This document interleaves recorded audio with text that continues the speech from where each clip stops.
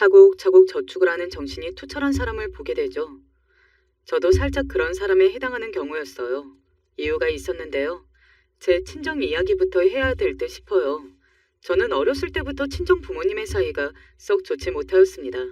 계기는 친정 엄마가 친가와 관계가 확 틀어졌기 때문이었어요.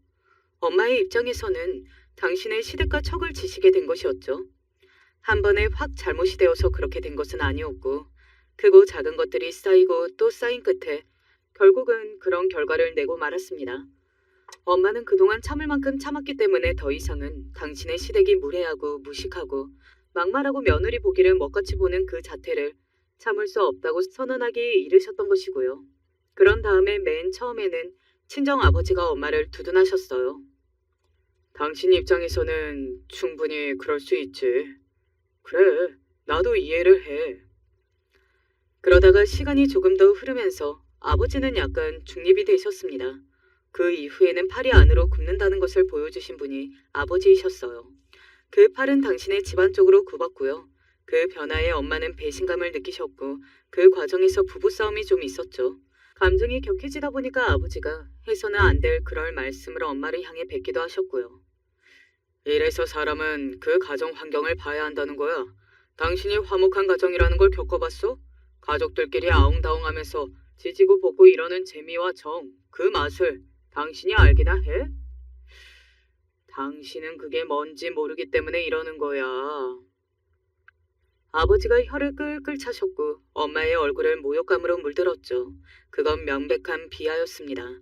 저희 외가, 그러니까 엄마의 친정 집안은 많이 다사다난한 집안이었거든요.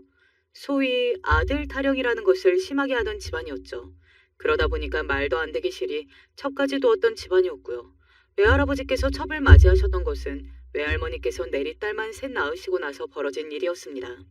아들을 얻기 위함이라는 그런 명분으로 외할아버지께서는 첩을 들이셨던 거예요.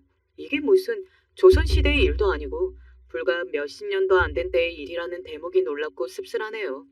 첩이 들어오자 외할머니께서는 머리 싸매고 들어 누우셨고요. 그 속이 도저히 말이 아니었을 것입니다.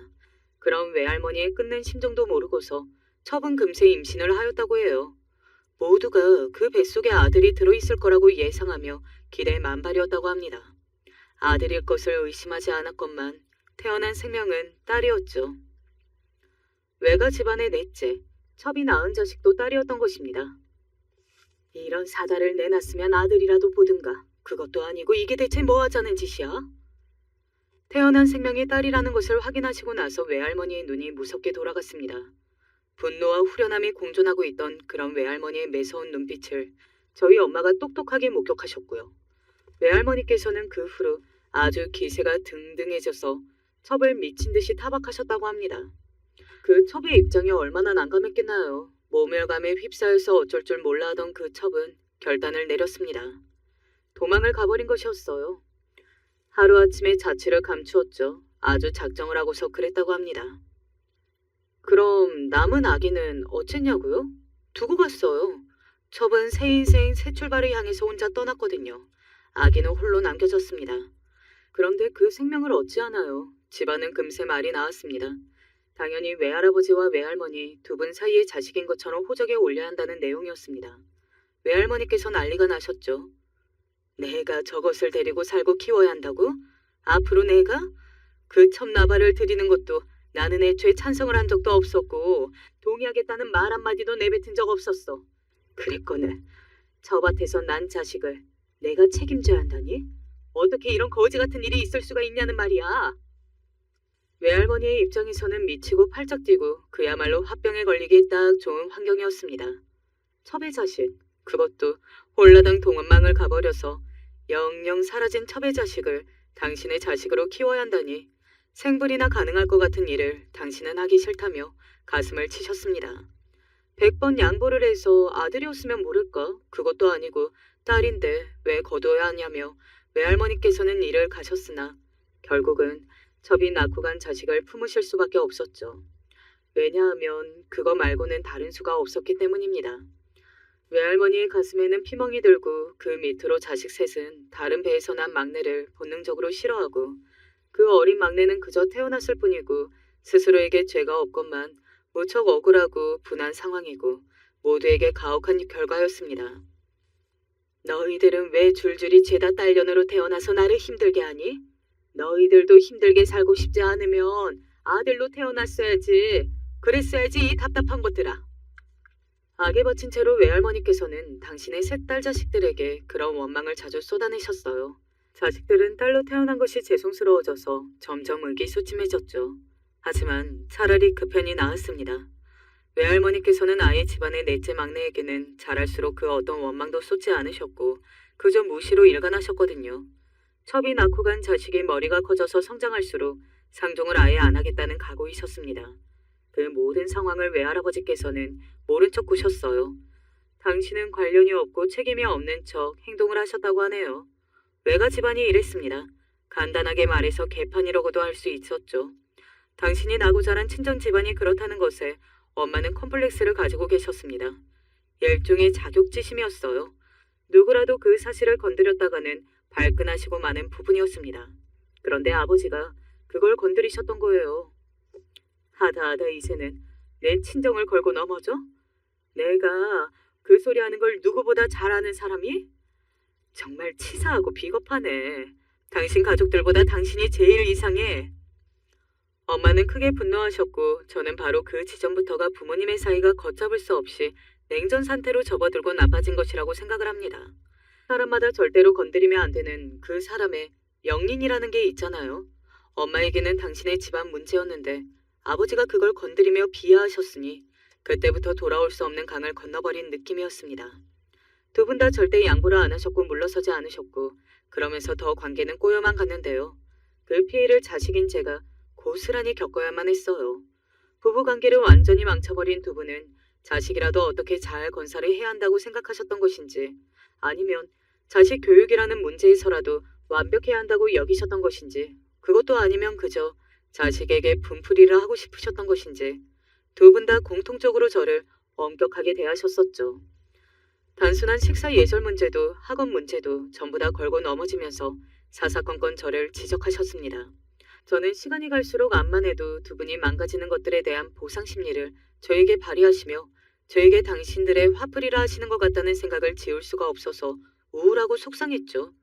특히나 제가 학생이었으니 학원 문제로 두 분 다 잔소리를 장난 아니게 하셨습니다. 자주 혼났어요. 별거 아닌 걸로도 꼬투리 잡히고 잔소리 듣고 이런 게 매일 같은 일상이었고요. 그래서 저는 집에서 마음 편한 적이 없었습니다. 예민한 사춘기 시절에 너무 힘들기도 했었네요. 왜 두 분의 인생이 뜻대로 안 풀린 걸 가지고 나한테 책임을 물으시는 것 같지? 억지로 책상 앞에 앉아서 풀기 싫은 문제를 마주할 때마다 부모님이 얼마나 원망스러웠던지 모릅니다. 덕분이라고 한다면 제가 좋은 대학에 가기는 하였네요. 감정적으로 너무 예민한 부모님께 감히 대들 수가 없어서 매일 숨막히는 학창시절을 보낸 대가로 저는 좋은 대학에 들어갔습니다. 이제야 숨통이 좀 트이는 건가? 부모님도 혹시 관계의 개선을 맞이할 수 있는 건가? 이런 생각들을 저는 20살을 맞이하던 때에 했었습니다. 그리고 부모님은 제가 21살이 되던 해에 이혼하셨습니다. 허무하더라고요. 그리고 부모님의 이혼 과정에서 제가 너무 황당하고 기가 막힌 순간도 겪었는데요. 두 분이 여태 이혼을 미룰 만큼 미뤄오며 버틴 것이 다 저로 인한 것이었다고 하셨기 때문입니다. 그러면서 은근히 제 탓을 하시더라고요. 저 때문에 참고 사느라 지치고 힘들었다나 그런 소리들을 하셨는데 그때 얼마나 당황스럽고 서러웠던지 모릅니다. 이런 제가 뭘 얼마나 대단하게 정서적으로 안정되고 단단했겠나요. 어림도 없었죠. 그런데 정말 우연히 대학 졸업을 하기 전에 뜬금없는 기회가 생겨서 해외로 가게 됐더랬죠. 고작 한 학기 기간뿐이었기에 긴 시간은 아니었지만 그 덕분에 저는 새로운 세상을 직접 마주하게 됐었습니다. 미디어 매체에서 떠드는 세상살이들 하도 봐서 감흥이 없었는데 제가 직접 해외에 나가서 지내보니까 스스로 체험하는 것은 정말 다르더라고요. 많이 충격을 받기도 했었어요. 그것을 계기로 제가 자신감이 많이 올라갔었죠. 소심하고 나약하고 사람들의 눈치를 우선으로 살피고 남에게 혹시 피해를 줄까봐 일단 몸부터 사리고 보는 그런 습관부터가 옅어지게 되었어요. 내성적이라서 매사에 속으로 참기만 하고 별거 아닌 것에도 전전긍긍하고 그랬던 지난날이 얼마나 아깝고 안타깝게 느껴졌던지 모릅니다. 그런 만큼 앞으로는 제발 좀 다르게 살아보자는 힘찬 다짐을 하게 됐었고요. 이런 변화가 취업에 도움이 되었어요. 한국으로 돌아온 뒤 저는 이전과 다르게 무척이나 적극적으로 이런저런 활동에 참여하기 시작했었거든요. 취업 준비 모임에 들어갔었고요. 그러면서 자연스레 인맥도 생겼었죠. 조언과 요령을 익혀서 취업 면접 때마다 아주 잘 써먹었습니다. 그 결과 괜찮은 직장을 잡을 수 있었어요. 대학 졸업하고 나서 거의 바로 취업을 했던 셈이었고요. 달라지기로 굳은 각오를 다졌던 만큼 꽤 활발한 자세로 사회생활에 임했습니다. 그렇지만 정말 슬펐던 게 뭔지 아시나요? 제가 오래 노출되어 있던 가정환경, 그런 것들의 영향이 너무 짙게 남아 있었다는 거예요. 제 내면의 깊숙한 곳에서는 애정결핍 같은 그런 게 자리 잡고 있는 것을 제가 서서히 깨닫게 되었습니다. 부모님께 사랑과 애정, 그리고 따뜻한 관심을 못 받고 대신에 맨날 눈치나 보고 집에서도 자불안석에 어떻게든 부모님의 심기를 거스르지 않아야 한다는 압박감에 시달렸었죠. 부모님의 기대를 충족시켜야 한다는 부담감, 미움받으면 안 된다는 강박이나 자식인 제가 잘해야 두 분의 관계 회복 가능성이 있는 거라는 헛된 희망 등등. 지난날의 모든 것들이 저에게 후유증을 남긴 뒤였습니다. 사회생활을 시작했지만 제 안에 채워지지 않은 허전함, 공허함 같은 것들이 저의 애정결핍이 어디서 기인한 것인지 답을 알려준 것이었고요.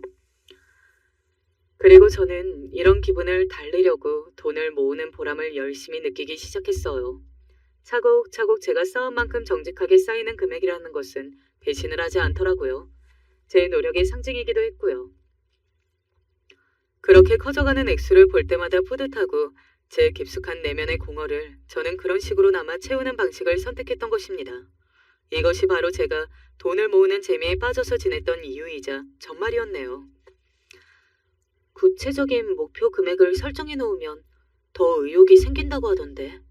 그럼 나는 통 크게 1억이라는 숫자를 정해놓자. 그리고 저는 1억 달성이라는 목표를 정해놓고 달려갔습니다. 정확히 목표가 있다 보니까 다른 자잘한 것들이 제 정신을 어지럽히지 않아서 그게 참 좋더라고요. 저 같은 경우에는 그래서 목표를 정해놓고 돈을 모았던 그 과정에서 어찌 보면 치유를 받은 사람입니다. 1억을 기어이 채웠을 때 이루 말할 수 없이 기뻤죠. 제가 인생에서 뭔가 제대로 해냈다는 기분이 드니까 얼마나 큰 고향감이 들었던지 몰라요. 제가 남편을 만난 것은 1억을 모으기 달성 초일기에 들어갔었던 어느 때였습니다. 남편은 제법 쾌활한 성격의 남자였어요. 무엇보다 저에게 적극적으로 애정 표현을 해왔던 남자였는데요. 저는 바로 그 점이 좋았습니다. 제가 감정적으로 의리고 주기만 해야 하고 기다리고 기대하고 인생에서 이런 입장에 놓이는 건 이제 너무 지치고 초라하고 비참하게 느껴지는 일이었거든요. 저는 그런 사람이었기 때문에 남편이 적극적으로 구는 행동들 앞에서 사랑받는 기분이 들어서 그게 참 기뻤습니다. 행복했어요. 사랑받는 그 기분. 바로 그것에 취할 대로 취했던 제가 남편과 결혼하기로 마음먹게 된 것은 어찌 보면 당연한 수순이었죠. 그런데 말이에요. 남편에게도 결핍이라는 게 있었습니다. 저와 똑같이 자기 가정 안에서 어떤 결핍을 가지고 있는 사람이었던 거예요. 그래서 더욱 안 그런 것처럼 굴었던 것일지도 모르겠습니다. 이제 시댁 이야기가 나올 차례군요. 시댁에서 남편이 막내입니다. 위로는 첫째인 누나, 둘째인 형을 두었고요. 그리고 둘 다 보통 내기가 아닙니다. 적나라하게 말을 해보자면 솔직히 둘 다 정상이 아닌 것 같아요. 남편보다 7살이 많은 시댁의 첫째, 제 시누이는 이혼하고서 초등학생 아이로 혼자 키우던 중이었습니다. 시누이의 주장으로는 이상한 놈하고 잘못 결혼하는 바람에 장렬하게 결혼 생활에 실패해서 이혼을 하였다고 그랬습니다. 이상한 놈이기 때문에 그런 놈한테 아이를 절대 맡길 수 없어서 엄마인 자기가 당연히 이혼하면서 아이를 데려온 것이라고 했었죠. 그리고 이혼한 뒤 시누이는 분노하였고요. 왜냐하면 이혼하고 나서 시누이의 전 남편인 아이 아빠가 멀쩡히 새 출발을 했거든요. 새 출발을 꽤 잘해서 아주 그럴싸한 새 가정을 꾸리고 살아간다는 후문이었습니다. 이걸 보고 시누이가 눈이 뒤집혀졌던 거예요. 내가 이거 완전히 새된 거야. 나만 바보 취급당하고 철저하게 속은 거였지. 매끄럽게 이혼하고 애까지 떠넘기려고 그놈이 아주 작정을 했던 건데 내가 거기에 속아 넘어갔어. 어떻게 이딴 일이 벌어질 수가 있을까? 시누이는 술을 마신 것도 아닌데 만취한 사람처럼 눈이 돌아서 주절주절거리는 행동을 참으로 잘하는 인물이었습니다. 그 인생이 한탄하게 너무 넘치도록 많아서라는 게 시누이는 언제나 습관적으로 돈 이유였고요. 시누이는 정말 이상하게도 나쁘기까지 한 놈한테 잘못 걸리고 속아서 이혼당하고 혼자 아이를 떠맡게 된 불쌍한 경우에 지나지 않았다면 상황이 그렇게 머리 아프지는 않았을 것입니다. 이게 대간절 무슨 소리냐고요? 신우이는 자기 불행을 시부모님 탓으로 돌렸기 때문입니다. 이게 다 옛날에 엄마하고 아버지가 나한테 못되게 굴어서 그래요. 아주 못돼 처먹게 굴어서. 그래서 내 인생이 다 꼬일대로 꼬여버리고 망한 거라고요. 신우이가 악다구니를 쓰며 주장하기를 시부모님으로부터 자기가 어렸을 때부터 하도 각종 차별과 상처를 많이 받아서 그 영향으로 인생이 망했다고 그랬습니다. 미움받은 팔자라서 결혼까지 망해버렸다는 이야기였죠. 신우이가 되게 나이 많은 여자도 아니고 시부모님께서 되게 옛날 분도 아니신데 딸이라고 미워하며 차별하고 구박하고 뭐 그러셨다는 이야기가 왠지 먼 일처럼 들려서 처음에는 얼떨떨했었네요. 하지만 가만 보면 제 외가 집안도 구시대적으로 군 것으로는 한가닥하니까요. 그 경우를 생각해보면 시댁에서 일어났다던 차별이나 뭐 그런 것들도 완전히 사실일 수도 있겠다 싶었습니다.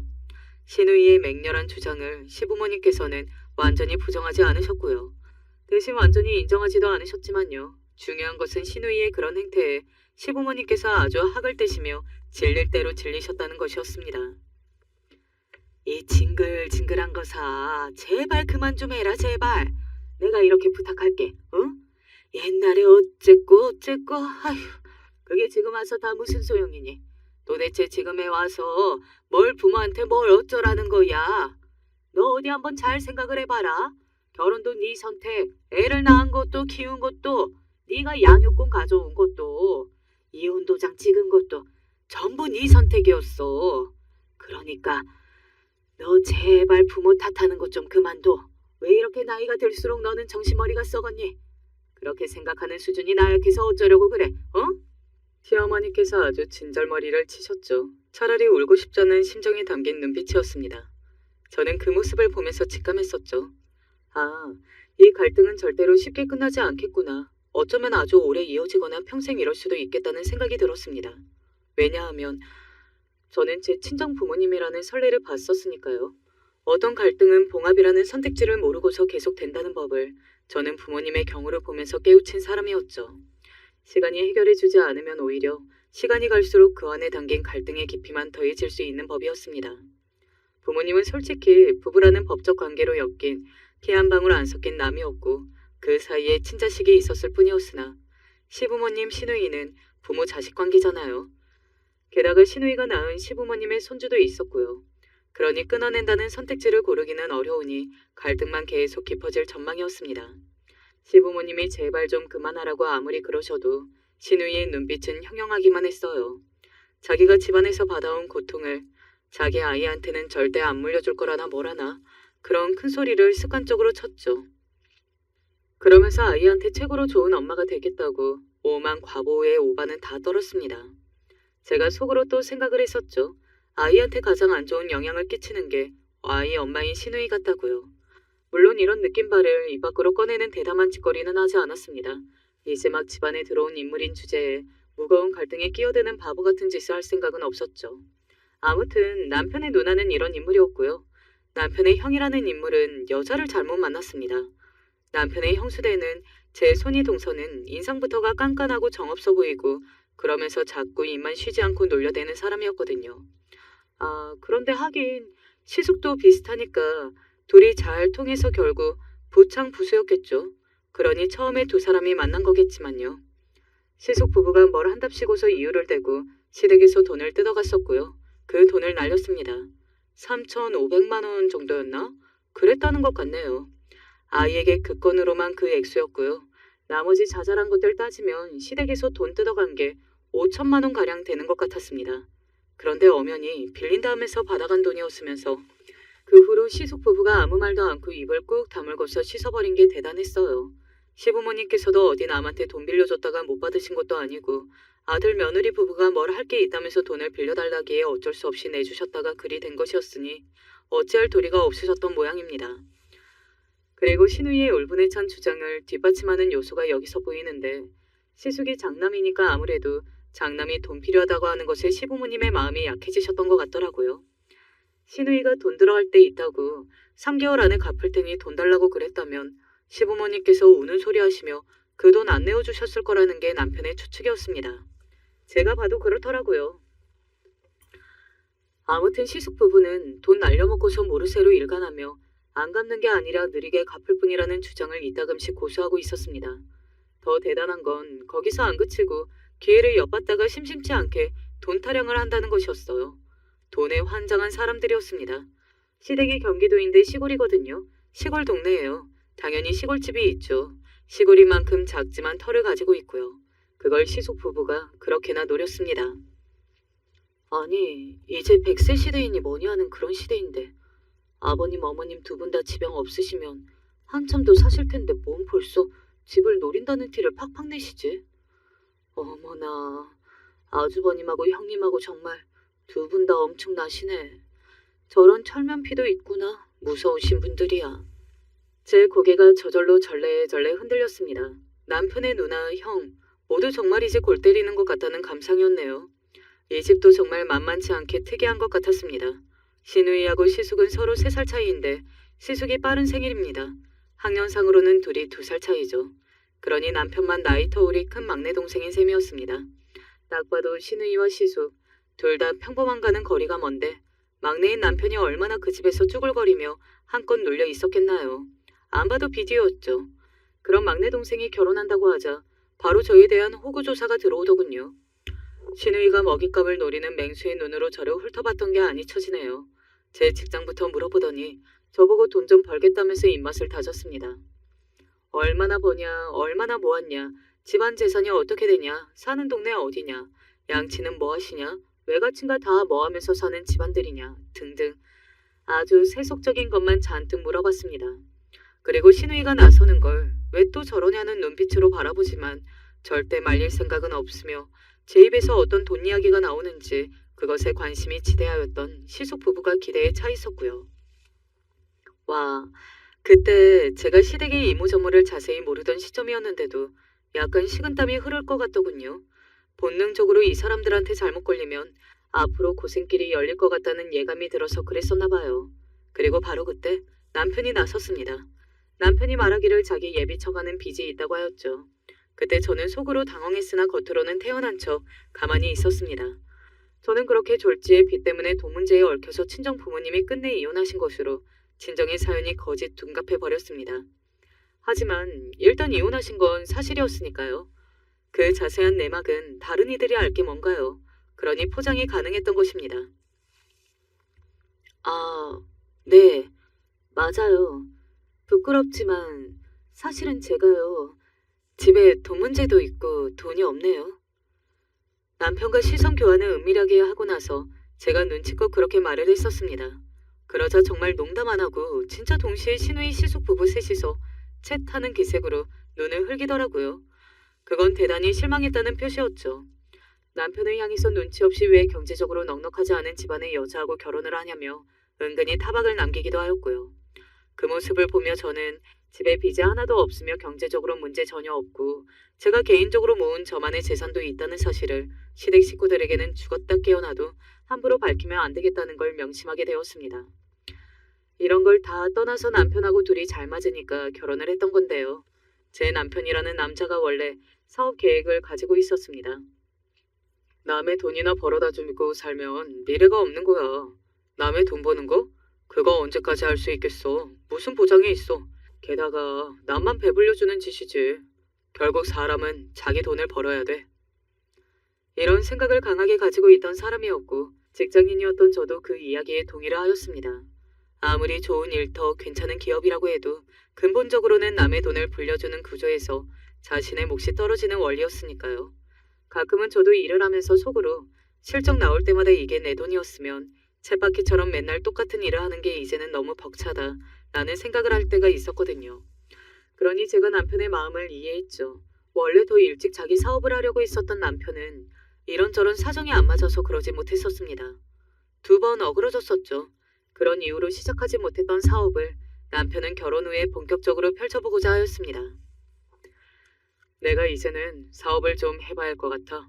더 미루면 안 되고 지금 내가 이 나이에 시작을 해야 뭔가 계획대로 착착 진행할 수 있을 것 같거든. 남편이 적극적으로 저를 설득하였습니다. 부부는 공동체였으니 당연히 저의 허락과 동의가 필요해서 그런 것이기도 했으나 제가 사업에 필요한 돈을 좀 주었으면 해서 그걸 받고자 남편은 그렇게나 열심히였던 거예요. 결혼한 지 얼마 안 되던 때였는데 그럼 결혼에 들어가는 이런저런 비용의 지출이 있었을 텐데 그런 시점에 남편이 저한테 웬 돈을 요구했냐고요? 저한테는 그게 따로 있었거든요. 결혼하기 전에 악착같이 목표를 정하고서 달린 끝에 모았던 1억 말입니다. 그건 제가 절대 건드리지 않고 있었죠. 왜냐하면 그건 저에게 무척이나 상징적인 금액이었습니다. 제 치기 어린 시절 그 청춘의 소중한 결과물이기도 했고요. 결혼하면서 대출 시스템을 적극 활용했었고 또한 친정 부모님이 각자 저에게 결혼 자금을 지원해 주셨었죠. 제가 어떤 집안의 누구랑 결혼하는지, 어떻게 만나게 되었는지, 얼마나 결혼에 확신이 있는지 그런 것들을 부모님은 저에게 별로 물어보신 적이 없었습니다. 솔직히 말해서 이제 더 이상 저에게 그 정도의 관심도 없으신 듯 했어요. 당신 두 분의 각자 인생, 새 출발을 즐겁게 하시느라 여념이 없어 보였을 뿐이죠. 대신 그 무정함이 스스로 멋쩍기는 하셨던 것인지 결혼한다고 하니까 보태쓰라면서 이때를 위해 돈을 주려고 생각은 해놨다고 그러시면서 두 분 다 저에게 지원을 좀 해주셨었네요. 큰 돈들은 아니었고요. 요긴하게 쓸만한 정도였습니다. 아무튼 그런 연유로 저는 소중한 1억을 절대 건드리지 않고 가만히 간직한 상태였는데요. 남편이 그걸 달라고 했습니다. 자신이 있다고 그랬어요. 오래전부터 이리저리 구상을 해온 사업이었기 때문에 시행착오라는 손실을 겪지 않고 수익을 금세 낼 자신이 있으며 그 수익이 어느 시점에 커질지는 자기도 해보기 전에는 모르겠으나 어쨌든 적자를 절대 안 낼 거라니까 제발 믿어달라고 하면서 눈물까지 글썽였습니다. 이 사람이 정말로 성공하고 싶은 갈망이 엄청 큰가 보구나. 저는 남편이 자기 스스로 개척하는 인생에 대한 욕구가 굉장히 크다고 보았습니다. 시댁의 가정 환경을 봤을 때 남편이 상당히 기가 억눌려 자라면서 금전적인 부분에 있어서도 워낙 많은 생각을 해왔다 보니까 사회적으로 자기가 성공하고 싶은 그런 갈망이 여태 억눌려 왔던 것 같더라고요. 제가 범상치 않은 가정 환경을 겪어본 장본인이었기 때문에 남편의 입장을 10분 이해하면서 결국 저의 소중하고도 귀중한 그 피 같은 돈을 내어주기로 결정할 수 있었던 것 같아요. 만약에 제가 보다 더 평탄하고 이상적인 가정 환경을 겪어온 사람이었다면 애써 남편의 입장에서 이해를 해주려고 하지 않았을지도 모르죠. 특히 결혼 초기였으니 말입니다. 그래서 제가 제 인생에서 상징적인 그 금액을 남편에게 내어주었어요. 있는 힘을 다해서 그 뜻을 펼쳐보라고 말입니다. 남편이 얼마나 감동을 했었는지 몰라요. 제가 그 돈을 사업자금으로 빌려주기를 너무 바랐으며 솔직히 다 빌려줄까 싶어서 혼자 속으로 이런저런 걱정과 고민이 많았던 모양이었습니다. 저에게서 돈을 받고 본격적인 사업 시작에 시동을 걸기 시작한 남편의 모습이 무척이나 후련하고 개운하고 또 신이 나 보여서 저도 마음이 좋았어요. 이제 저와 남은 평생을 함께하기로 약속한 사람이니 피 같은 돈을 비록 빌려주면서 저도 사람인지라 심경이 복잡하기도 했으나 그런 것까지 말끔하게 떨쳐내고 신뢰를 바탕으로 한 몸처럼 살아보자는 각오가 새롭게 다져지더군요. 서로에 대한 존중, 배려 그런 것 따위는 없었던 친정 부모님을 떠올리면서 저는 남편과 돈독한 관계를 유지하며 사이좋게 잘 살아보겠다는 마음이 점차 강해졌습니다. 제 도움을 받아서 꿈에 그리던 자기 사업을 시작하였던 남편은 초기에 고군분투를 했습니다. 생각과는 다르게 막상 사업이 자기 현실로 닥치자 어쩔 수 없이 우왕좌왕하는 측면이 있더라고요. 불안한지 잠도 잘 못 이루는 모습이었고요. 한숨을 쉬면서 몸을 뒤척이는 남편을 볼 때마다 저도 생각이 많아졌죠. 그래서 하루는 불이 나게 퇴근을 하자마자 남편을 위한 보양식 한 상을 거나하게 차렸었습니다. 그리고 맛있게 먹는 남편을 흐뭇하게 바라보면서 응원의 한마디도 남겨줬었죠. 당신 곁에는 내가 있잖아. 그러니까 너무 그렇게 걱정하지 마. 내가 안정적으로 벌고 있으니까 당장에 무슨 성과가 없다고 하더라도 불안해할 거 없어. 알았지? 정말 감동이다. 내가 요새 계속 머리도 아프고 그런데 생각은 너무 많이 들고 자꾸만 불안해서 심장도 뛰고 너무 힘들었는데 오늘 이렇게 당신이 제대로 위로를 해주니까 몸이 사르르 풀리는 느낌이야. 당신 정말로 고마워. 내가 살면서 제일 잘한 일 한 가지를 뽑는다면 주저없이 당신하고 결혼한 일이야. 나는 내 자신이 정말 가족복을 못하고 난 놈이라고 생각을 해왔었거든. 그런데 당신하고 결혼하고 나서 생각이 바뀌었어.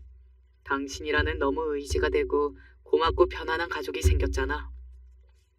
그때 남편이 보여준 반응에 저야말로 감동이었습니다. 가정에서 겪었던 환경이 그랬기 때문인지 저는 누군가 저에게 보여주는 애정을 아주 중요시 받아들였죠. 남편하고 연애하던 시절에도 저에게 이런저런 표현을 많이 해주었던 남자였기 때문에 그게 너무 좋았던 것이었고요. 비록 제가 큰돈도 내어주었고 저도 맨날 일 다니는 바쁜 직장인이었기 때문에 피곤하고 고단한 하루하루였지만 그럼에도 남편을 위해서 애를 쓴 거였잖아요. 그렇게 애를 쓴 걸 남편이 잘 알아준 것 같아서 그것만으로도 너무 기쁘더라고요. 남편의 심정과 제가 동일했죠. 가족복을 잘 타고난 사람들은 인생을 안정적으로 잘 사는 것 같은데 저는 가족복을 타고났다고 절대 그렇게 볼 수가 없었으니 남편하고 결혼하고 나서야 누군가와 함께 사는 집이 편안할 수 있다는 걸 알게 되었거든요. 결혼 후에 이제야 인생이 뭔가 남들처럼 평범하게 제대로 돌아가는 듯 싶었습니다. 제 내면의 깊숙한 곳에 새겨져 있던 결핍이라는 두 글자가 이렇게 흐려지더라고요. 남편을 믿고 기다리는 일이 저에게는 이제 필요할 뿐이었습니다. 천만다행으로 남편이 시작한 사업은 제법 괜찮은 자리를 잡기 시작했어요. 이 기쁜 소식을 시댁에서 곧이곧대로 전할 수가 없었습니다. 만약에 그랬다가는 어떤 결과를 보게 될지 상상도 할 수 없었으니까요. 사실 저는 워낙 친정 부모님과 애틋하고 끈끈한 관계를 형성해 본 적이 없었다 보니까 시부모님과 활발하게 교류를 하면서 잘 지내보고 싶은 마음이 초반에는 엄청 크게 있었습니다. 시누이 시숙 쪽이라면 모를까 제가 시부모님과 굳이 선을 그어가며 지낼 이유가 없었죠.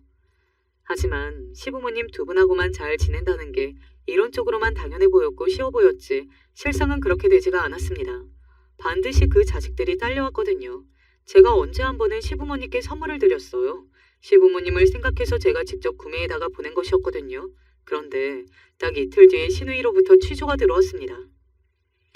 어머나, 세상에나, 올케, 이게 뭐야? 내가 찾아보니까 이거 25만 원짜리라는데? 못해도 최소한 20만 원은 줘야 구매를 하겠던데? 그런데 이걸 어떻게 올케가 우리 부모님한테 하나씩 사드렸을까? 돈이 어디 있어서? 올케, 돈 좀 있나 봐? 그런 거야? 혹시 여윳돈 생길 일 있었어? 응? 꼬치꼬치 캐묻는 게 보통으로 집요한 것이 아니었습니다. 아니 저는 그보다도 시부모님 몰래 스리슬쩍 들었건만 시누이가 귀신같이 그걸 즉각 알아낸 것 자체가 놀라웠던 것 같아요. 그래서 너무 놀란 심정을 안고 간신히 변명거리를 만들어냈었죠. 사실 그게 어디 드물게 선물이 들어왔던 건데 좋은 거길래 너무 아까워서 이런 기회에 시부모님께 뭐라도 해드리고자 그래서 선물로 드리게 되었다고. 그런 식으로 무마를 했습니다. 그러자 선물 들어온 것이 어디였냐는 둥 시누이는 질문을 또 계속 이어갔던 바람에 제가 아주 진담을 뺐었었어요. 그리고 시누이는 저한테 자꾸만 시조카를 왜 이렇게 안 챙기냐면서 왜 이렇게 정이 없고 기본 도리를 모르냐면서 핀잔을 주었습니다. 은근히 압박을 해댔어요. 자기 아이한테 제가 용돈도 챙겨주고 알아서 때마다 자잘한 선물도 해주고 이래야 하는 법이라고 했습니다. 아이한테 들어가는 돈이 장난이 아니라는 우는 소리를 시누이가 입에 달고 살았고요. 학원 비용이 특히 엄청나다나 뭐라나 그러는데 저는 시누이의 그 형편의 그 학원들을 굳이 다 보내야 하는 게 너무 황당해 보였습니다. 시누이의 아이가 입는 것들 보면 다 메이커였죠. 보세는 취급도 안 했어요. 정말 이해가 안 갔네요. 그래놓고서 맨날 돈 타령이었으니까요. 시누이는 카드 돌려막기가 일상이었고요. 이혼할 때 완전히 손해를 봐서 양육비도 다달이 조금밖에 못 받는 걸로 알고 있었건만 대체 무슨 돈과 배짱으로 아이를 키우기에 그렇게나 허세를 부리는 것일까 싶었는데 알고 보니까 그 비결은 카드 돌려받기였던 거예요. 그걸 알았을 때 얼마나 기가 막히던지요. 정말 미치는 줄 알았습니다. 그렇게 사니까 맨날 돈돈 거리는 것이고 악에 받쳐서 시부모님 탓만 하고 난리를 칠 수밖에 없는 거였죠. 아, 그리고 시누이 만만치 않게 대단한 여자분이 시댁에 또 있었죠. 제 손이 동서요. 알면 알수록 이쪽도 제정신이 아니었죠. 자주 볼 기회가 어디 있겠어요. 거의 없었죠. 그런데 어쩌다 저를 봤다 하면 무조건 저를 꽉 붙잡고서 돈 이야기부터 했습니다. 자기가 기똥찬 정보를 알고 있는데 믿고서 어디에 투자에 관심 가져보라는 이야기, 다단계 이야기, 종교 이야기. 듣다 보면 저절로 진이 빠졌어요. 그 이야기의 공통점은 결국 나한테 돈 달라는 것으로 귀결된다는 점이었습니다.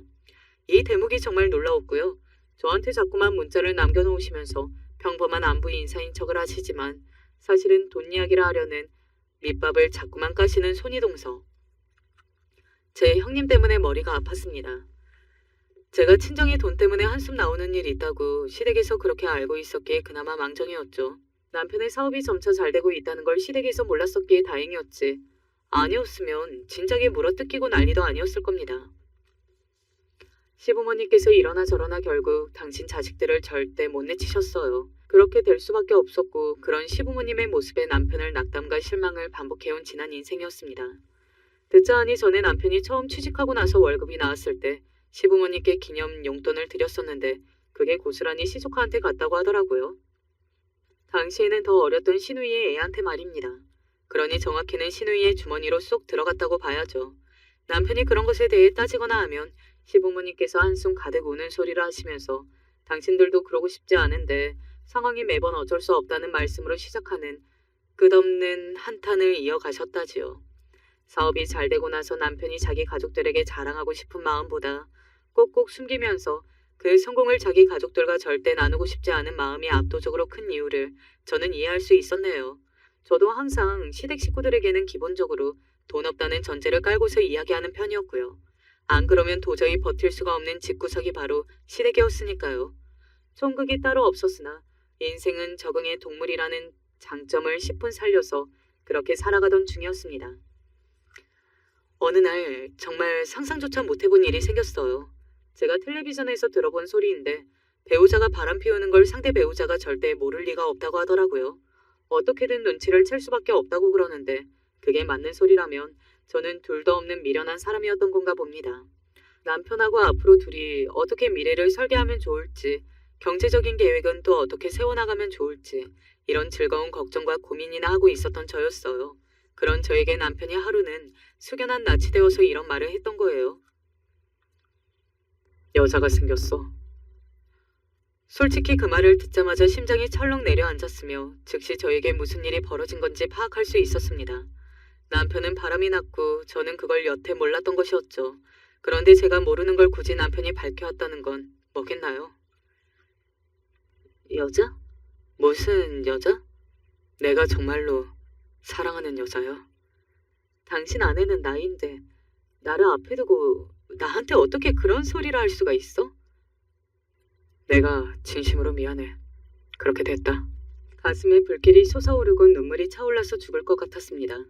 이렇게 비참할 수가 없었어요.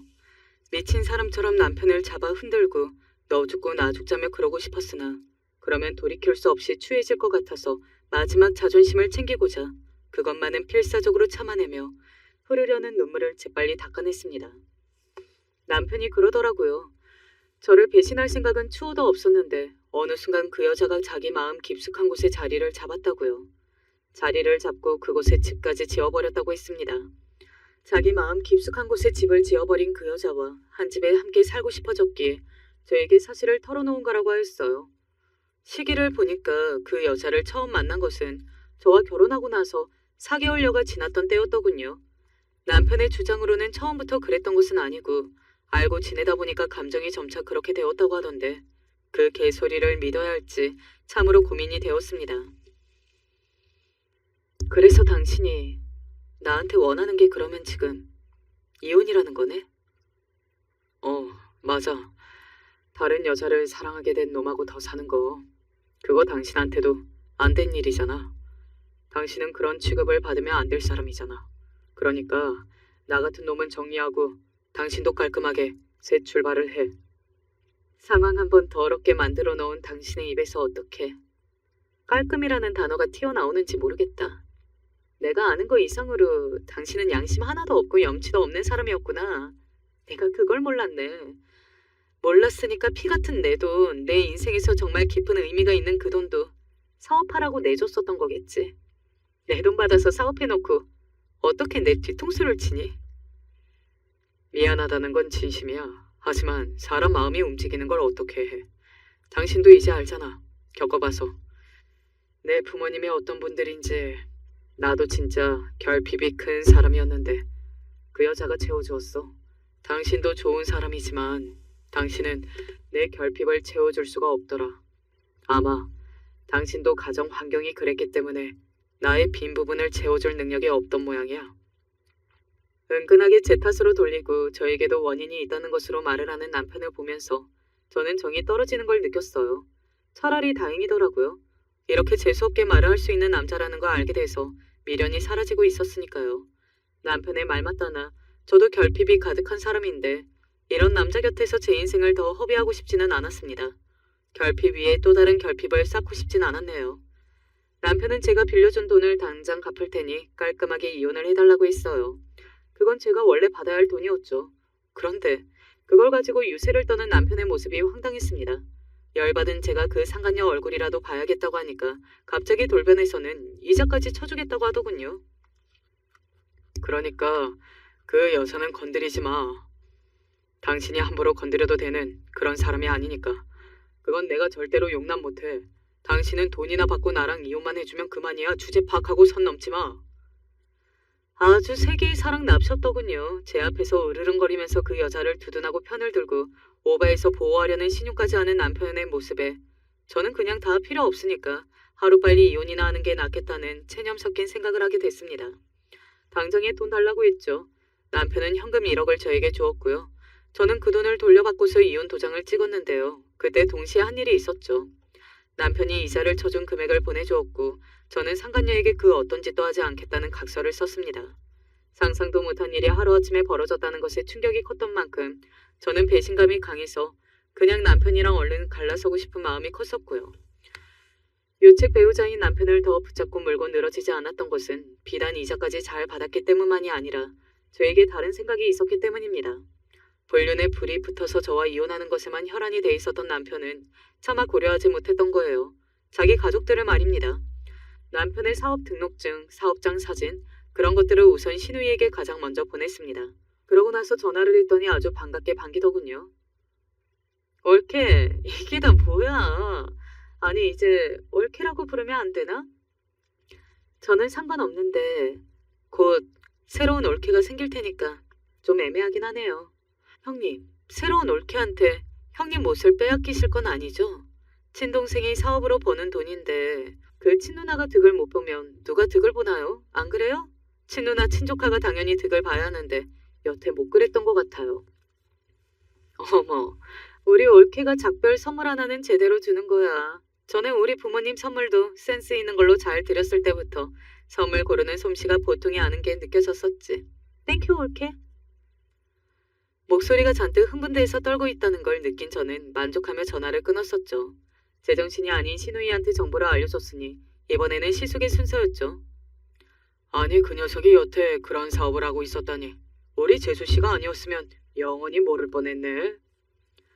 시숙은 당황해서 중얼거리는 게 전부였으나 본인은 대략 점잔을 떠는 척하면서 저의 손이 동서에게 모든 것을 떠들어버릴 것을 저는 알고 있었습니다. 아니나 다를까요. 저에게 문자가 오더군요. 아이고야, 동서의 은혜가 참 고맙네. 안 그래도 요새 너무 힘들었는데 덕분에 숨통이 트이는 기분. 앞으로 잘 살길. 요새 힘들었는데 숨통이 트인다는 건 뭐겠어요? 주머니 사정이 아쉽던 참에 먹잇감을 제대로 물어서 기쁘다는 소리였죠. 상식과 거리가 먼 그들이 감당하기 어려워서 난감하던 시절이 있었으나 이제는 든든한 따름이었습니다. 전 남편이 이혼 요구를 했던 그 무렵에 마침 직장에서 해외 파견 근무 자리에 공석이 생겼다는 이야기가 나왔었고 저는 고민 없이 제가 대신 갈 수 있으니 우선 지원을 해놓겠다고 그랬었는데요. 잘 알지도 못하는 나라였으나 대뜸 벌인 일이었고 정말로 제가 해외 파견을 가게 됐습니다. 정신없이 준비를 하면서 지내는 날들이 차라리 좋아서 후회는 없었네요. 해외에 나가 1년 근무를 한 뒤 돌아왔습니다. 그러고 나서 얼마 뒤 전 남편의 지인을 통해서 그 소식을 들을 수 있었는데요. 잘 나가고 있던 사업, 그거 진작에 접었다고 하더라고요. 돈 달라고 거머리처럼 들러붙은 가족들 때문에 사업이고 재혼이고 다 망해버렸다는 이야기에 저는 쓴웃음을 짓고 말았답니다. 신우이가 대낮 상간녀의 직장에 찾아가서 머리채를 잡아뜯은 일화는 너무 유명했다고 하고요. 내 동생 꼬시고 이혼하게 만든 죗값 그거 내놔. 내 동생 이혼남으로 만들면서 설마 아무런 손해를 안 보려던 건 아니었겠지? 내 동생이 사업해서 버는 돈 그건 네 돈 아니야. 너한테는 한 푼도 못 넘겨줘.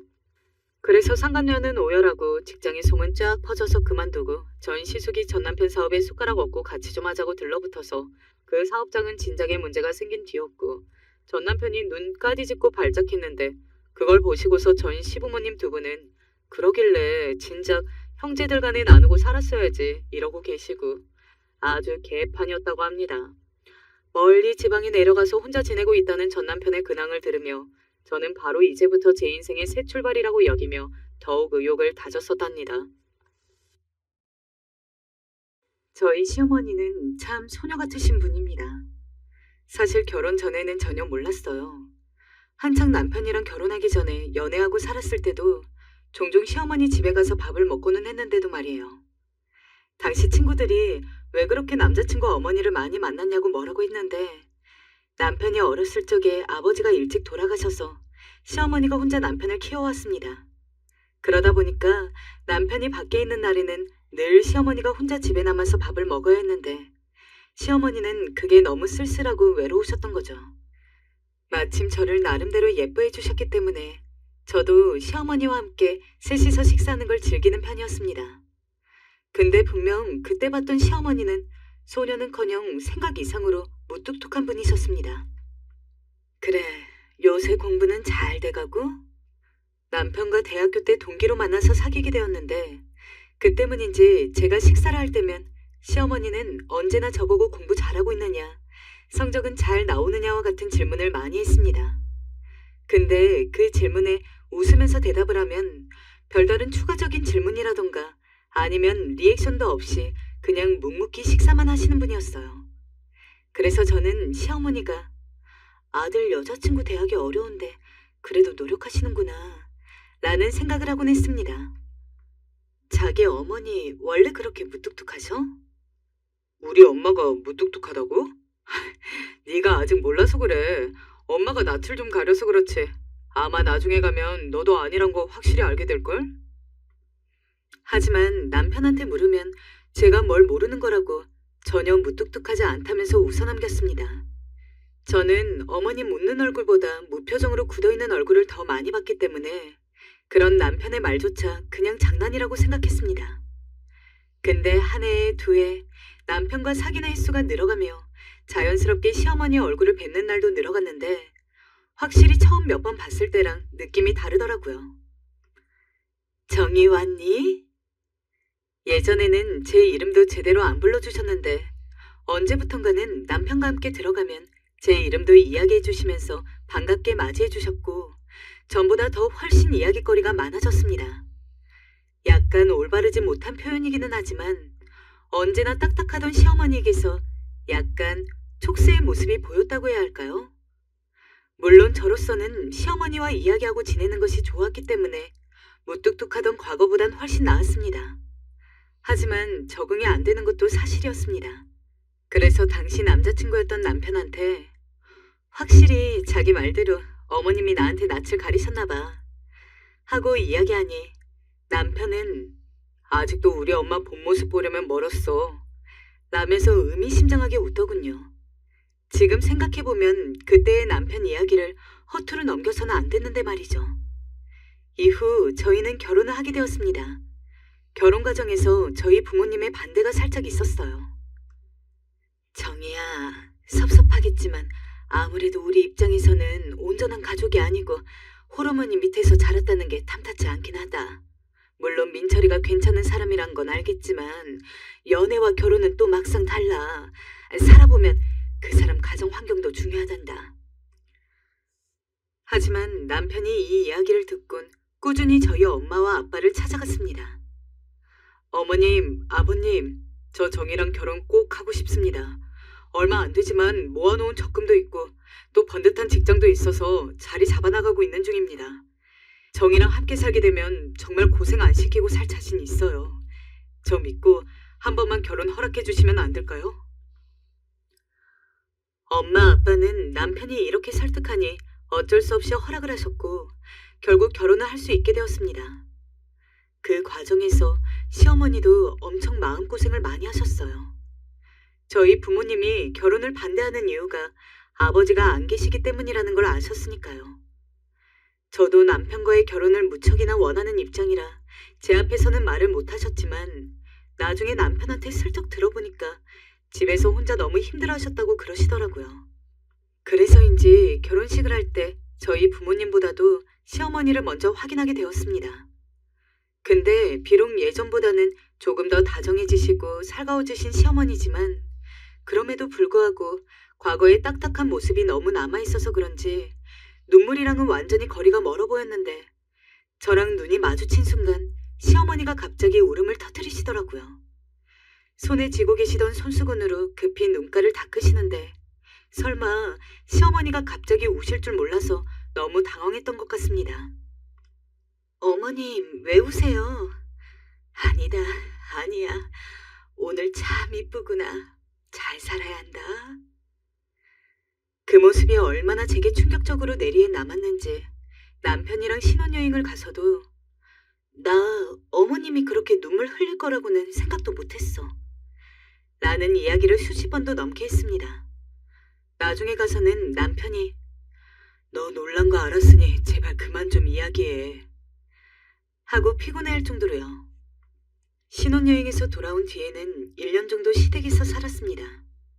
저희가 마음에 담아두고 있던 매물이 하나 있었는데 당장 대출을 받아도 조금 부족한 편이어서 일단 1년 정도만 시댁에서 시어머니와 함께 살면서 돈을 모은 다음에 나중에 그 집이 그대로 있으면 그걸 사거나 아니면 비슷한 조건의 다른 집을 들어가기로 했죠. 사실 저것도 워낙 시어머니를 많이 만났기 때문에 불편하다거나 피곤하다거나 하는 것들은 하나도 없었습니다. 다만 다른 문제가 있었습니다. 실제로 함께하며 알게 된 시어머니는 제가 생각했던 거와는 좀 많이 다르다는 거였죠. 맨 처음에 제가 시어머니가 참 소녀 같은 분이라고 설명을 드렸을 겁니다. 솔직히 여기까지 들으시고 대체 어디가 소녀라는 거지? 라고 생각을 하셨을 텐데 저희 시어머니의 소녀 같은 일화는 지금부터 시작합니다. 처음에는 아주 작은 사건이었습니다. 시어머니가 시집살이를 시키는 분도 아니었고 저도 일하느라 고생하는 거 안다면서 주말에는 늦게까지 자고 일어나라고 오히려 좀 쉬라고 권유하시는 분이었습니다. 그래서 저는 그런 시어머니 배려 덕분에 주말이면 해가 중천에 뜰 때까지 늦잠을 자면서 피로를 풀고는 했습니다. 그날도 그런 평소와 같은 주말이었습니다.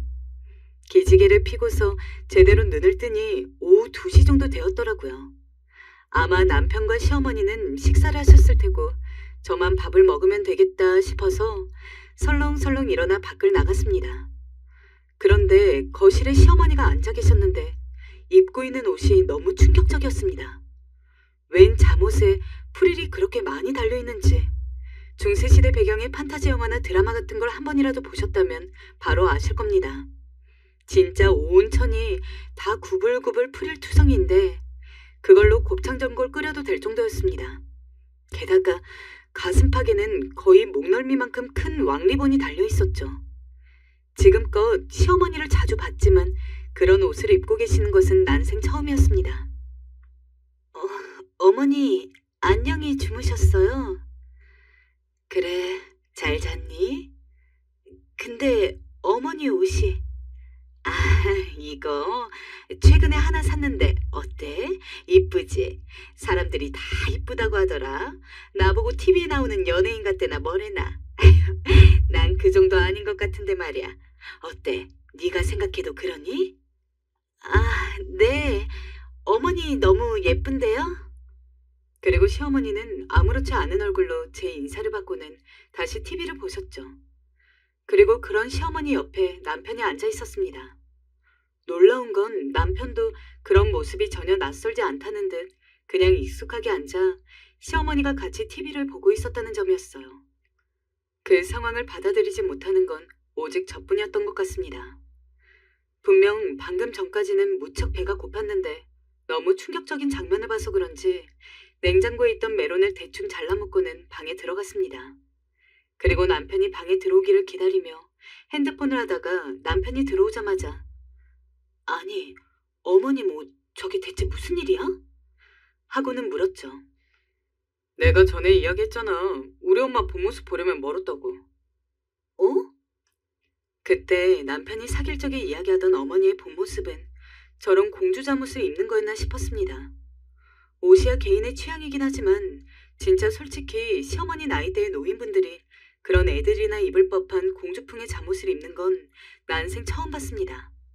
게다가 분명 제가 남편 결혼하고 시댁에 들어가서 살게 되면서 한 달 정도는 그냥 평범한 바지에 티셔츠를 입고 계셨는데 왜 갑자기 그런 잠옷을 꺼내기 시작한 건지 되게 그런 기분이었습니다. 당연히 머리로는 상대방이 아무런 잘못도 하지 않았다는 걸 아는데 그냥 잘잘못 여부와는 별개로 가슴으로 그 사람을 이해할 수 없는 것. 특히 제가 평소 옷 입는 취향은 무채색 계열의 별다른 디자인이 없는 밋밋한 옷들이 대부분이어서 더 그랬던 것 같습니다. 그래도 어머님 나름의 취향이니 존중해드리자 저는 그렇게 속으로 마음먹었어요. 그리고 어머님은 다른 공주풍의 잠옷을 사오셔서 어떠냐 가끔 물어보시면 어머니 너무 이뻐요. 짱이에요. 와 이건 저번이랑 다르게 레이스가 더 많네요. 하고 말했어요. 하지만 시어머니의 소녀 감성은 이뿐만이 아니었죠. 너무 어이가 없어서 아직까지 기억이 나는 사건이 하나 있습니다. 당시 시댁 근처에 엄청 맛있는 케이크집이 생겼습니다. 동네로 놀러온 친구랑 몇 번 갔다가 반해가지고 어느 날은 시어머니와 남편도 맛을 보게 하면 좋을 것 같아서 카페에서 조각 케이크로 생크림 하나랑 초코 그리고 치즈케이크를 하나씩 주문해서 왔습니다. 오늘 밖에서 케이크 좀 사왔는데 드셔보세요 어머니.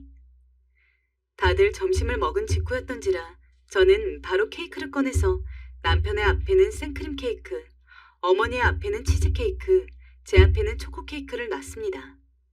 사실 카페에 가기 전에 어머님한테 어떤 종류의 케이크를 좋아하냐고 여쭤보고 좋아하는 걸 사다 드릴까 잠깐 생각하긴 했는데 뒤에 줄 서 있는 사람도 있던 상황이었고 일단 특별히 싫어하는 게 있다는 이야기를 못 들었으니 아무거나 드려도 괜찮을 거라고 편하게 생각했던 것 같습니다. 그렇게 케이크를 잘라 먹으면서 도란도란 떠들고 있는데 저와 남편은 서로 말이 많은 것에 비해 어쩐지 시어머니는 평소와 다르게 표정이 너무 안 좋더라고요. 혹시 케이크가 입에 안 맞아서 그러시는 건가 싶어서 슬쩍 봐도 케이크는 잘 드시고 계셨습니다. 내가 잘못한 건가? 평소랑 똑같은데 괜히 오해하는가 싶어서 그냥 별다른 말 없이 남편과 계속해서 이야기를 나누고 있는데 케이크를 다 먹은 어머님이 포크를 탁 내려놓고는 혼자 방으로 들어가시더군요. 어안이 벙벙해서 가만히 있는데 남편이 아이고 엄마 삐졌네 라고 하는 겁니다. 아니 대체 그 상황에서 삐질 게 뭐가 있길래. 남편한테 물어보니까 다른 맛의 케이크를 맛도 못 보게 하고 하나만 먹게 하는 게 서운했을 거라고 하는 겁니다.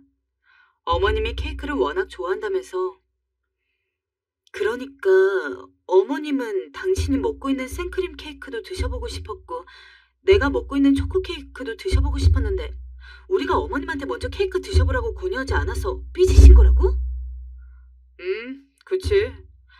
아니 그러면 말씀하시면 되잖아. 한 입 달라고. 설마 우리가 안 줄까 봐? 엄마는 뭐랄까? 말보단 행동으로 자주 삐짐을 표현하시는 분이야. 다음부턴 우리가 먼저 말씀을 좀 드리자. 솔직히 누가 제 머리를 뒤통수를 때린 줄 알았습니다. 저도 케이크를 좋아하지만 한 명이 한 조각씩 먹고 있는 상황에서 그 사람이 먼저 저한테 먹어보라고 이야기를 안 했다고 삐지진 않거든요. 남편한테 시어머니가 삐졌다는 이야기를 듣고도 설마 했습니다. 그런데 시어머니 방에 들어가니 저로부터 등을 돌리고 앉아서는 팔짱을 끼고 있는데 아, 남편 말이 맞구나 싶더라고요. 어머님 화나셨어요? 어머님. 그래, 화났다. 넌 어쩜 나한테 먼저 안 물어보고 그냥 먹을 수가 있니? 내가 얼마나 속상하고 섭섭한 줄 알아? 참, 다른 며느리들은 이런 거 잘도 먼저 권한다던데 난 지금 치즈케이크밖에 못 먹었잖아. 초코케이크랑 생크림은 구경도 못했네. 어머님, 그럼 우리 카페 가요. 네? 제가 거기까진 생각 못했어요. 말씀을 해주시지. 그럼 당연히 들었을 텐데. 그걸 말로 해야 꼭 아는 거야? 척 보면 척이지. 넌 눈치가 없어도 너무 없구나. 아무튼 난 피곤해서 먼저 자야겠으니 불 꺼라. 어머님, 안 돼요. 제가 잘못했어요. 우리 케이크 먹으러 가요. 네? 제발요. 결국 그날 전 거의 케이크 사러 가자고 빌었고 시어머니 화 풀어준다고 카페에 다시 가서 초코 케이크 하나랑 생크림 케이크 한 조각씩 더 사왔습니다. 그걸 드리고 나서야 웃음꽃이 활짝 피어서는 케이크를 드시는데 어이가 없으면 사람이 웃기도 하더라고요. 전 웃으면서 어머님 입에 케이크를 넣어드렸습니다. 그래요. 그냥 이 정도였으면 아마 우리 시어머니 참 소녀 같으신 분이지 하고서 아무런 생각도 없었을 겁니다. 하지만 솔직히 진짜 좋게 말해서 소녀 같은 거지 나쁘게 말하면 시어머니는 너무 잘 삐지고 속이 좁으신 분이었습니다. 저는 설마 이걸로 사람이 삐질 수 있을 거라고는 생각도 못했는데 나중에 보면 시어머니는 그걸로 이미 속이 상해서 저한테 화가 나 계시는 경우가 한두 번이 아니었습니다. 그러던 어느 날이었습니다. 엄마가 절 보러 오시겠다고 해서 제가 엄마를 마중하러 밖에 나간 적이 있어요. 오늘 사돈 만난다 했지? 잘 만나고 들어와라. 차 조심하고. 시어머니는 이런 말을 하시며 절 밖까지 배웅해 주셨습니다. 엄마는 저 어떻게 사는지도 궁금하고 혹여나 시댁살이를 하는 건 아닌지 걱정이 많으셨나 봐요. 절 만나자마자 이것저것 묻더라고요. 그런데 문제는 엄마와 있던 순간순간 시어머니에게서 연락이 자주 오는 겁니다. 사실 중요한 내용이면 모르겠는데 별 내용도 아닌 문자들이었어요. 얘야, 내가 묵을 묻히려고 하는데 간장 어디다 뒀니? 얘야, 어머니 잘 만나고 있니? 오늘은 아들이 늦는다고 하는구나. 어쩔 수 없이 혼자 TV라도 봐야겠어. 혹시 올 때 홍시 좀 사다 줄 수 있니? 엄마도 자꾸 울리는 핸드폰이 신경 쓰이시는지 누구냐고 묻더군요. 제가 시어머니라 그러자 시어머니랑 무슨 대화를 그리 하냐고 조금 황당해 하셨어요. 왜 그러셨는지 참 이해를 못하고 결국은 제가 그날 늦은 밤에야 들어가게 됐는데 시어머니 표정이 또 안 좋은 겁니다. 예, 너 내 문자에 답장이 없더라. 많이 바빴니? 네? 아, 어머님, 그게 저희 엄마랑 여기저기 쇼핑 다니면서 구경을 했거든요. 핸드폰을 무음으로 해놔서 제가 소리를 못 들었어요. 일부러 못 듣게 한 건 아니고 나한테 연락 오는 게 싫었던 거 아니냐 묻는 거다. 어머님도 참 왜 그런 말씀을 하세요. 제가 왜 그러겠어요. 시어머니는 그날 제가 자기 문자에 답장 없이 엄마와 늦게까지 놀다 온 게 싫었던 거예요. 솔직히 말해서 시어머니가 너무 초등학생 같다는 생각이 들더군요. 마치 다른 친구랑 노는 게 싫어서 질투하고 시기하는 것 같은 행동인데 이런 행동은 우리가 어린 시절에나 할 법한 행동이잖아요. 거기다 사실 친구도 아니고 저희 엄마인데 이걸 이해해주지 못하는 시어머니가 전 더 이해가 되지 않았습니다. 그래서 그날은 저도 사과 한마디 없이 잠이 들었어요.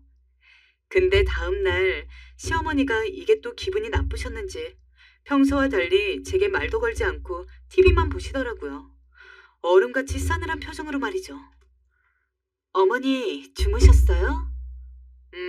그래. 밥 안 드세요? 밥맛이 없구나. 너나 먹어라.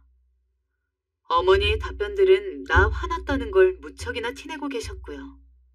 결국 제가 그날 밤 시어머니를 붙잡고 해명을 해야 했어요. 어머니, 저 말씀드릴 게 있는데요. 일단 저 일부러 문자 확인 안 한 거 아니고요. 어머니도 아시다시피 제가 일할 때도 핸드폰을 잘 확인하지 않는 경향이 있잖아요. 똑같아요. 사람 만날 때도 그렇고 특히 어제는 엄마를 오랜만에 만나서 더더욱 핸드폰을 신경 쓸 시간이 없었어요. 혹시 이것 때문에 상처를 받으셨거나 오해하셨다면 풀어주셨으면 좋겠어요. 어머니, 노래방 갈까요? 우리 오랜만에? 어머니 기분도 풀 겸요. 됐다. 아이, 어머니도 참, 한 번만요. 네, 참 바보 같지만 저 해명하고 노래방 가서 기분 전환까지 시켜드리고 왔어요. 그래도 어머니가 웃는 얼굴 보니까 저도 마음이 놓이더라고요. 허나 저도 모르게 기운이 쏙 빠졌는지 남편이 나중에 지친 얼굴에 저를 보고서는 왜 그러냐 묻는데 제가 어머니 때문에 그렇다고 하자 미안하다며 분가할 때까지만 조금 참자고 했습니다. 저희가 막상 분가했을 때 이야기를 들려드리고 싶은데요. 그야말로 집안은 눈물바다였어요. 시어머니는 마치 저희가 영영 떠나는 사람인 것처럼 아들이 군대에라도 가는 것처럼 오열을 하셨거든요. 연락 자주 할 거지? 해야 한다. 난 니들 없으면 못 살아. 정희야, 내 딸 같은 며느라. 너도 알겠지?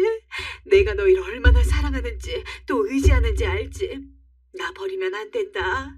늙은이들은 혼자 있으면 수명이 더 빨리 줄어. 차마 웃을 수 없었지만 시어머니의 그런 감수성 넘치는 모습이 솔직히 조금 귀엽기도 하고 조금은 웃음이 나오기도 하고 그랬죠. 솔직히 분가하면선 이제 시어머니 감정에 휘둘리지 않아도 되니 전 너무 좋았습니다. 하지만 분가하고서 괜찮아졌냐고요? 아닙니다. 또 기억나는 게 하나 있어요.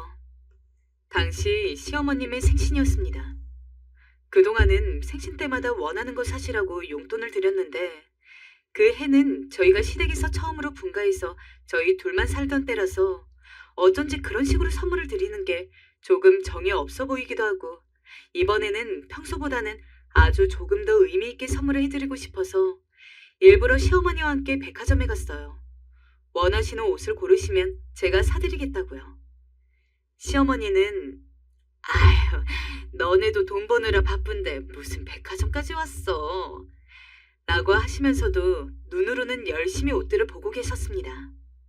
아닌 척하면서 좋아하시는 시어머니 화법을 알았기 때문에 저는 그냥 웃으면서 시어머니가 옷을 고르기를 기다렸습니다. 그렇게 한 30분 정도 돌아다니다가 시어머니가 외투 하나를 고르시더라고요. 평소 입으시는 잠옷 취향과는 다르게 깔끔한 디자인이었습니다. 그래서 농담처럼 어머님이 좋아하시는 잠옷이랑은 완전 다른 스타일이네요.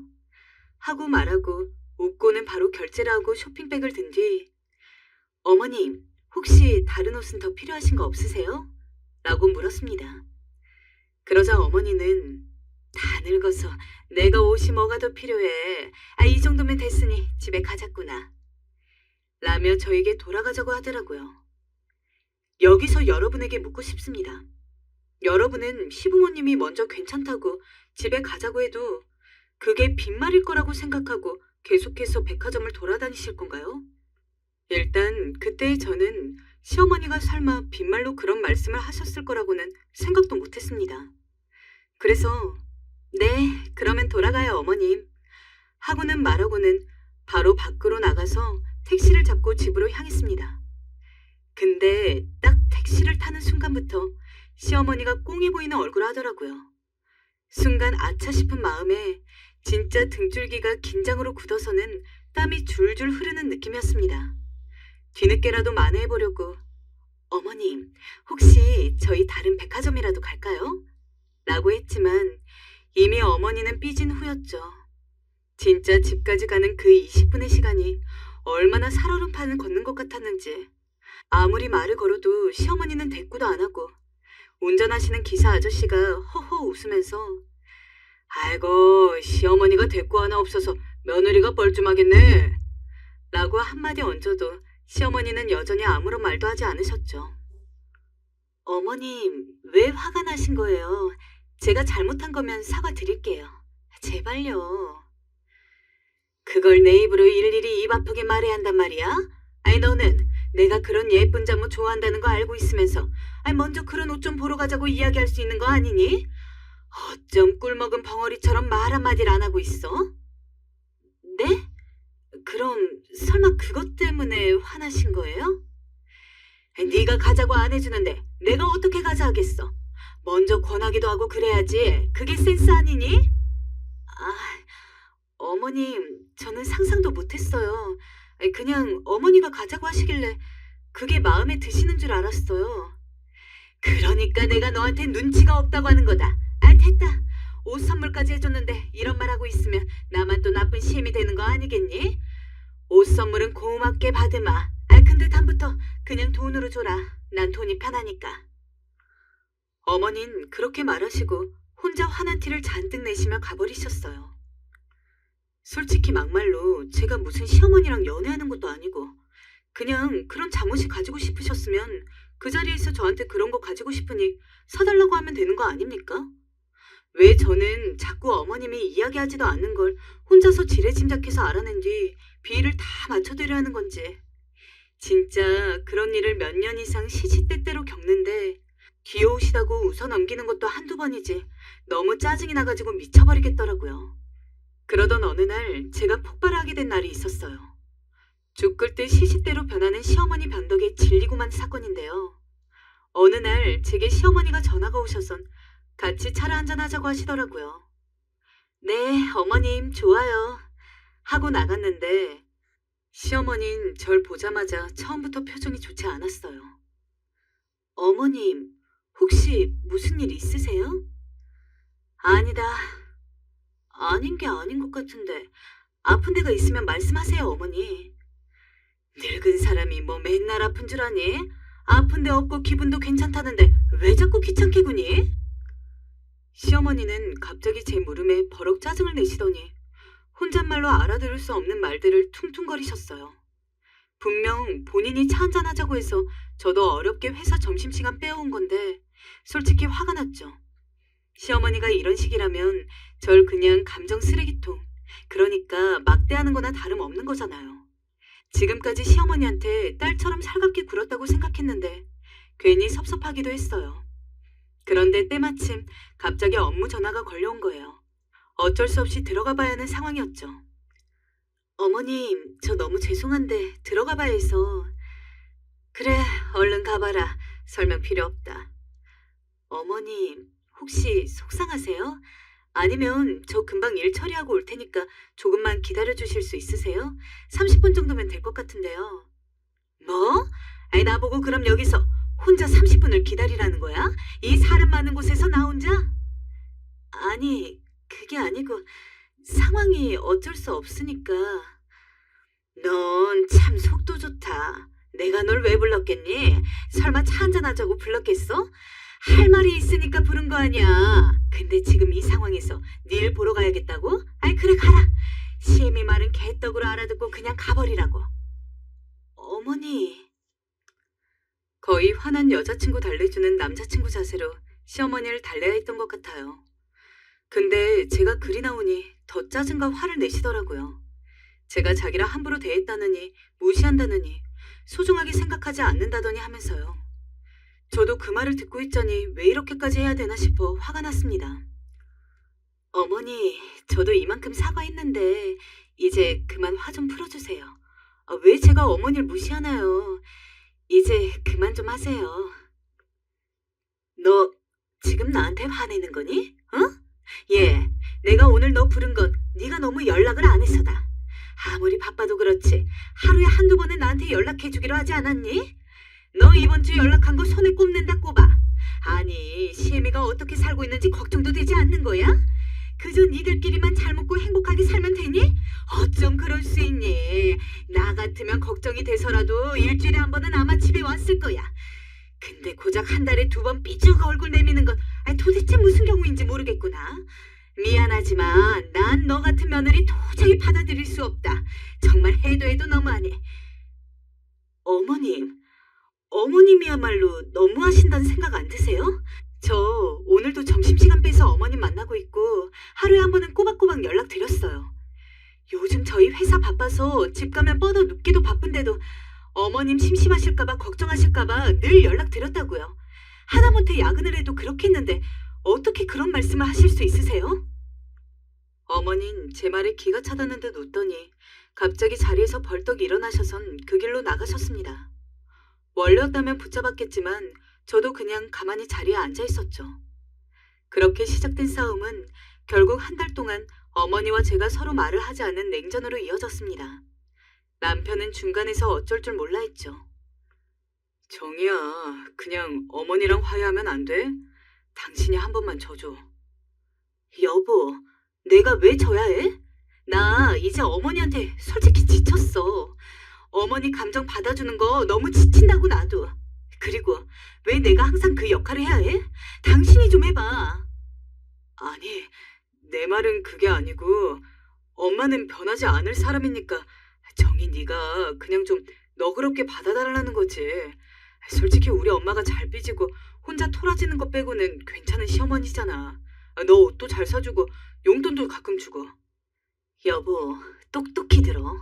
나 시어머니가 그런 거 안 해줘도 괜찮아. 그냥 나 신경 안 쓰기만 해줬으면 좋겠어.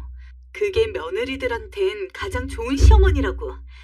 근데 어머니는 사사건건 나 불러내서 공주대접 받으라고 이상한 걸로 삐지고 화내면서 사람 죄인 만들잖아.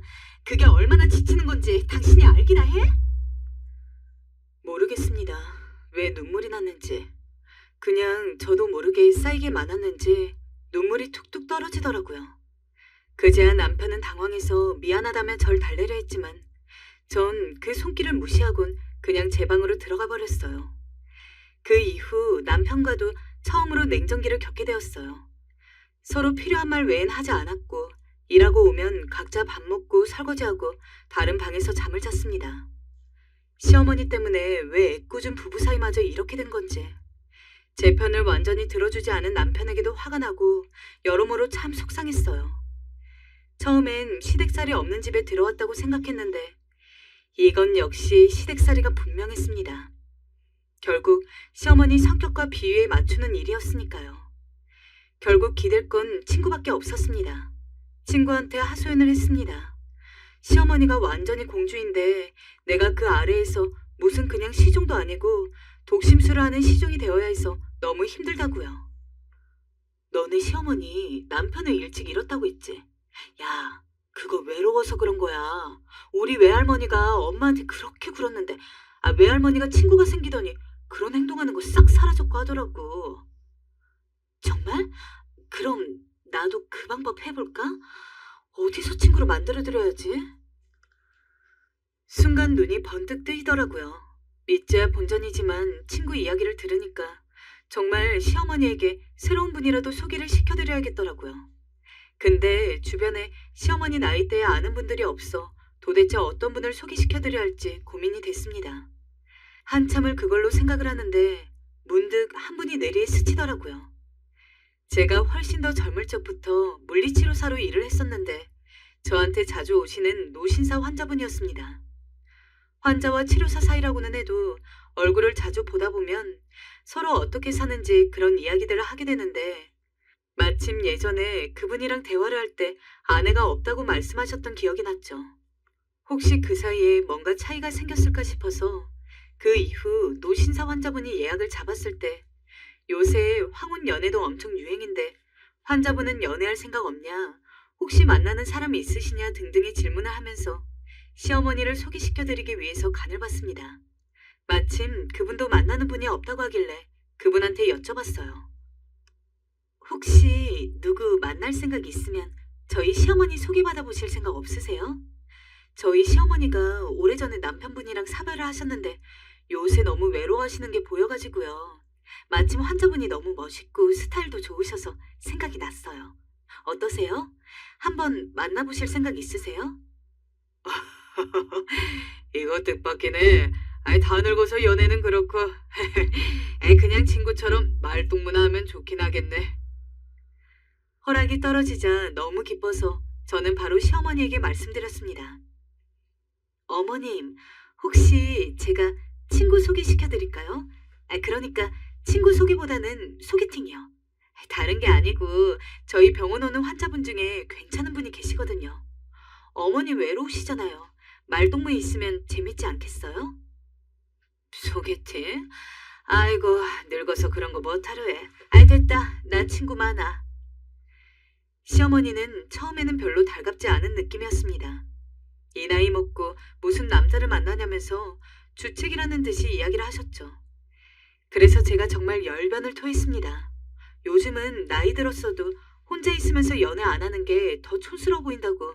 어머님같이 세련되고 트렌디한 스타일인 분은 마땅히 비슷한 사람 만나서 연애하는 게 맞다고요. 뭐 지금 와서 결혼식을 또 하라는 것도 아니잖아요. 어머님, 만약에 별로 마음에 안 드시면 당연히 더 안 만나셔도 돼요. 근데 어머님이랑 잘 맞는 분이라면 평생 모르고 지내는 것보다 친구처럼 잘 사귀면서 좋은 사이로 지낼 수 있다면 그게 더 좋지 않겠어요? 그런가? 네, 어머님. 정말 한 번만 만나보세요. 제가 그렇게까지 이야기하니까 시어머니도 못 이기는 척 만나보겠다고 했죠. 두 분 데이트 약속을 잡는데 정말 제가 더 설렜습니다. 이제 그만 시어머니의 집착에서 제가 벗어날 수 있나 싶었죠. 그날로부터 딱 일주일 뒤, 처음부터 두 분이서 만나게 하면 조금 어색하고 그럴까봐 일부러 처음에는 제가 같이 나갔습니다.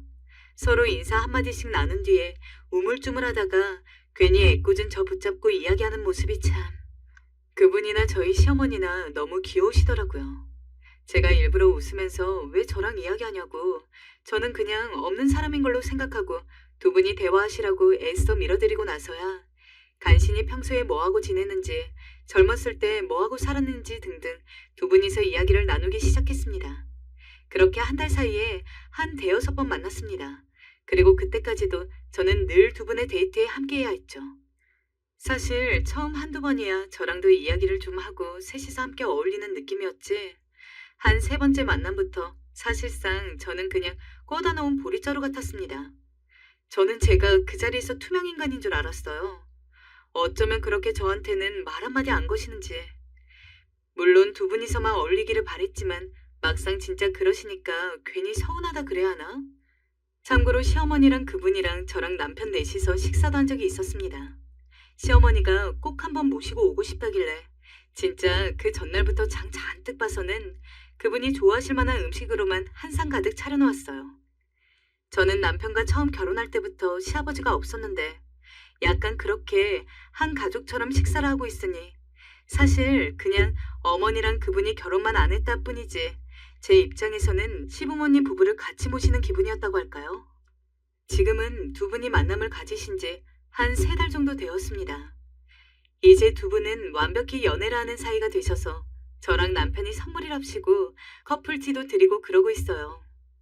분가하고 나서도 시어머니가 적적하고 외로우신지 저희한테 정말 하루가 멀다 하고 전화할 때도 많았고, 그런 시어머니 투정에 어쩔 수 없이 시댁에 한번 가면 또 예상치 못한 소녀 감성이 발동해서 제가 고생하는 일들이 한두 번이 아니었는데, 시어머니가 확실히 연애를 하시니까 제가 가끔 어머님 잘 지내세요? 하고 전화를 해도 이제는 장난스럽게 웃으면서 나 요즘 연애하니까 괜히 귀찮게 전화 걸지 말아라 고 하면서 이제는 먼저 전화를 끊기도 하십니다. 진짜 그동안 시어머니의 종잡을 수 없는 마음과 변덕에 고생했던 나날들이 스쳐 지나가는데 이제 정말 그런 날들을 겪지 않아도 되는구나 싶어서 행복하더라고요. 하지만 그동안 시어머니가 도가 넘치게 삐지고 그랬던 게 다 일찍이 시아버지를 잃고 외로워서 그러셨던 거라고 생각을 하니 비록 제가 당한 게 많다고는 해도 굉장히 안쓰러웠습니다. 제가 조금 더 저 짜증나는 것보다 시어머니 행동에 관심을 가졌으면 훨씬 빨리 괜찮아지셨을런지. 아무튼 지금이라도 새롭게 좋은 짝 만나셔서 다행인 것 같아요. 요즘도 그분은 저에게 물리치료를 받으려고 오시고는 하는데 이전에는 그냥 이름을 불렀다면 지금은 저도 다른 사람들 앞에서만 칼같이 환자로 대하고 뒤에서는 반 장난 반 진담식으로 아버님 하고 부르고 있어요. 그러면 그분도 그냥 며느리 왔냐고 웃으시고요. 어머님도 저희 부부도 정말 요즘만 같기를 바랄 정도로 너무 행복하고 가끔 다 같이 모여도 웃음꽃만 피고 있습니다. 요새는 꼭 한 달에 한 번씩은 만나서 같이 식사를 하는데 두 분이 서로 맛있는 반찬 밥그릇에 올려주시면서 깨 쏟아지게 연애하는 모습 보면 괜히 저희도 연애 시절로 돌아간 것 같은 느낌이에요. 여행 갔다 와서는 진짜 전이랑은 비교도 안 될 정도로 서로 붙어 계시는데 저랑 남편이 닭살 커플이라고 장난처럼 야유해도 저희는 신경도 안 쓰세요. 아휴, 괜히 없던 질투가 다 날 정도라니까요. 혹시 여러분들 주위에도 너무 사소한 걸로 잘 삐지고 서운해하는 가족이 있으면 소개팅 한번 주선해보는 것도 나쁘지 않은 것 같아요. 혹시 모르죠. 저희처럼 좋은 일이 생길 수도 있을지 말이에요.